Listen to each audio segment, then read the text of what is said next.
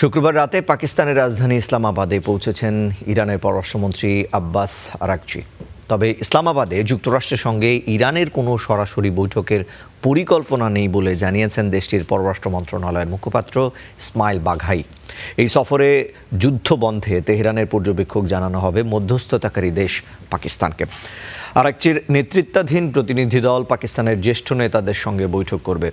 ইসলামাবাদ সফরে যুক্তরাষ্ট্রের সঙ্গে সম্ভাব্য চুক্তির বিষয়ে ইরানের সর্বশেষ অবস্থান ও পর্যবেক্ষণ পাকিস্তানের কাছে তুলে ধরা হবে। এদিকে মার্কিন প্রতিনিধিরাও ইসলামাবাদের পথে রয়েছেন। আলোচনার অংশ নিতে মার্কিন প্রেসিডেন্ট ডোনাল্ড ট্রাম্প তার বিশেষ দূত স্টিভ উইটকফকে ও জামাতা জ্যারেড কুশনারকে পাকিস্তানে পাঠাচ্ছেন। বিষয়টি নিশ্চিত করেছে হোয়াইট হাউসের প্রেস সেক্রেটারি ক্যারোলিন ল্যাভিট। অন্যদিকে সংবাদ মাধ্যম এবিসি নিউজ জানিয়েছে, যুক্তরাষ্ট্র এবং ইরানের প্রতিনিধি দল প্রথমে পাকিস্তানের কর্মকর্তাদের সঙ্গে পৃথকভাবে বৈঠক করবে। এসব